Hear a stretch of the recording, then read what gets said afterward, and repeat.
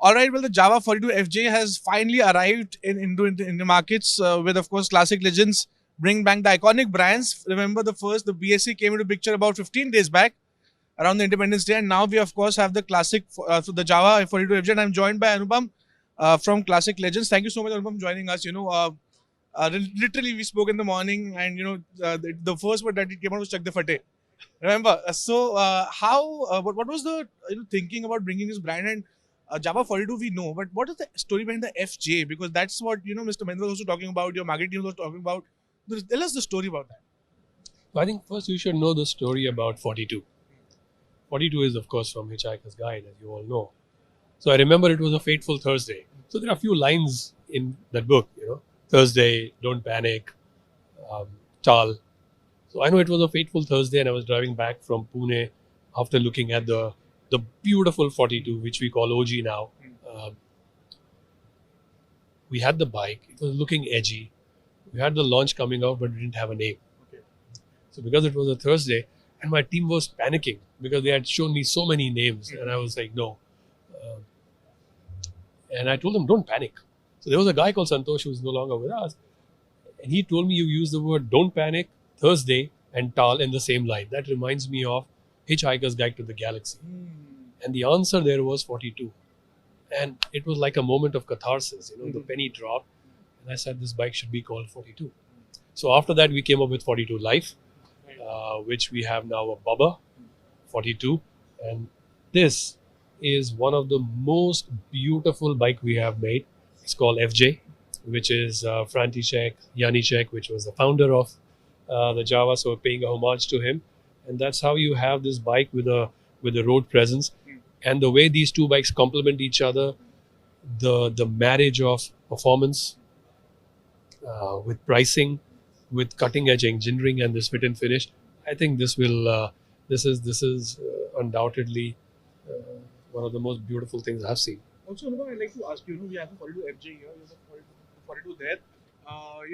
In the premium motorcycling segment, it's usually a regular feature that the brands almost clash when in the same segment. We have 2-3 bikes coming up. Happens in your competition brands as well. Do you think there's some kind of possibility that this and this both collide and creates some kind of a hardship for you in terms of sales? Frankly, we want people in our family, whether they buy this or this, for us kind of. Please understand, we're not coming with any baggage. We don't worry failure. We don't have numbers to report, quarterly results. We are doing what the customer wants. And the purest form of segmentation is happening. There's a 42-300, there is a 42-350. That has its own charm, its stance, its CG, its weight, the way it handles. This adds its own road presence. So in this segment, people are very clear what they want, right?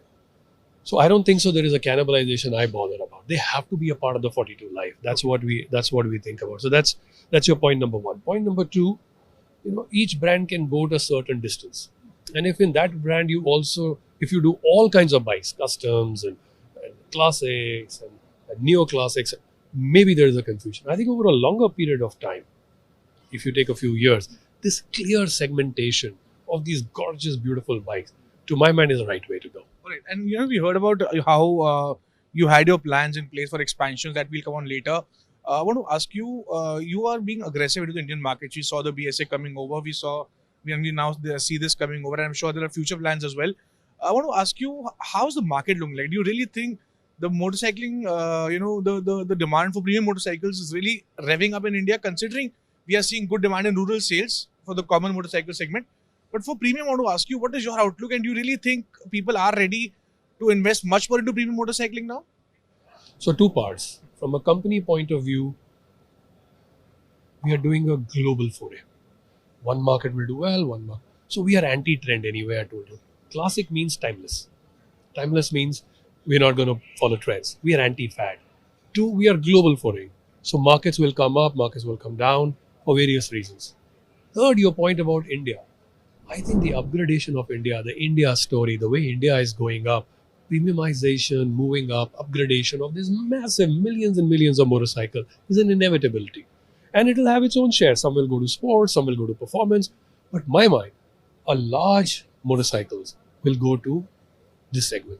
And the reason is the way you sit, the way you sit tall, the straight handle posture, the stance, the ruggedness, the beauty of these bikes, And they are, just because they're classic, it doesn't mean they don't perform. They're off.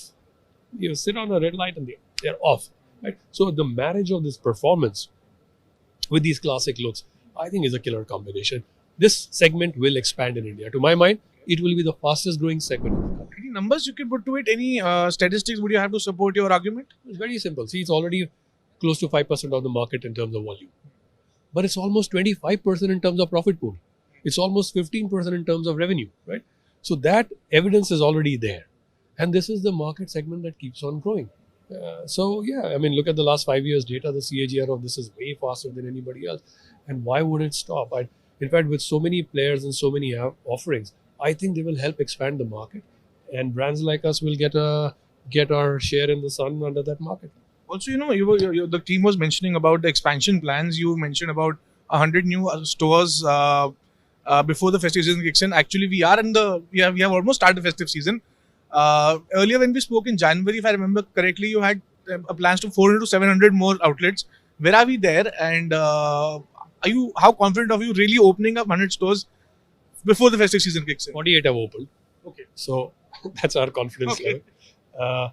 Some may percolate. So we wanted everything before 2nd of October when the Navratra starts.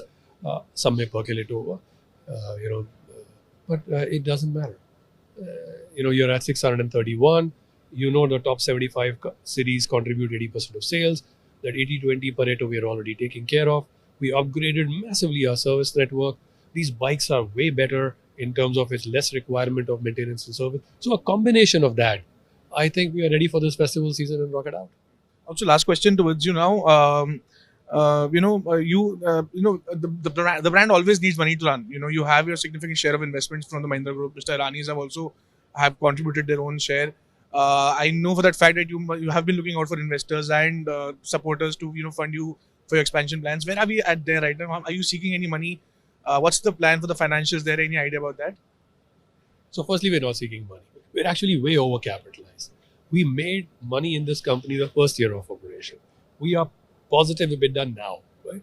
So no, the money is not needed. And all of us kept our share. I maintained my share, Baman has maintained his share, Mahindra has maintained his share. But we got new investors, not because we needed money for this. When you do crazy stuff like us, going 23 global markets at one shot, that's the audacity of a challenger, right? Well, ye stable ho jayega, then we will do that. No, we don't think like that, right? We're like, we got a great product, let's go hit the world. And that's what we are doing. Now, you need money for two things. You need money to expand, or when you compress the timeline to expand. So when you compress the timeline, what you should have done in 5 years, if you do in 5 months, you need to first put the resources and then harness them. So that's where we are. So you're going to see the effect of that. Mahindra Group being very supportive. Any kind of good comments they've got? Oh, they're fantastic. Very, very supportive. Without them, I don't think so we could have reached where we have reached in such a short time. So yes, we are challengers. We are a bunch of crazies and misfits, but who else will change the world? And if not supported by a group like that, would have been a little more longer. Do you think this would have a cult following of its own, like the community building that You told me chak de fate. So we'll see. Automotive is a very interesting market. You don't know which product sells in which market, how it sells, but there is definitely, we call it showroom effect or a virtuous cycle. Once one clicks, and the world trails you. Well, thank you so much. Pleasure is always to speak to you, man. Thank you so much. That was Anupam talking about how the brand would eventually have a cult following and how the motorcycling segment is continuously expanding in India and how it would provide even a more fillip of how the Indian automotive industry is about to be at a cusp of a boom.